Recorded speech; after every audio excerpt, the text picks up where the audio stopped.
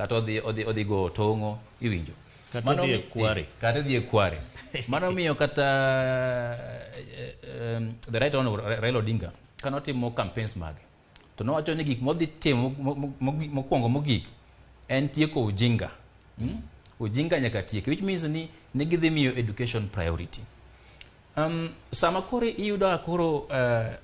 judgments ma kama gibiro inyiso jopiny ni ok ochuno nyaka idhi sikul, kata ok idhi sikul pod inyalo telo, kata in a home setup dala kucha nitie buche moko ma ji nitiere go tiwinjo ka buche go ing'iyo ga ni kindwa kar ka ere ng'ama nigi lony moingo wadgi, ere ng'ama odhi somo matin moingo jok moko. Kwadwa yiero secretary ng'ane ni otiko secondary, bonyandiko kizungu, bonyandiko kata onyakawo minutes e bura, ing'iyo ng'ama nigi ng'ama nigi lony iwinjo. Koro lony no en gima important kata e leadership mar kar kae, nikech iyudo ka institutions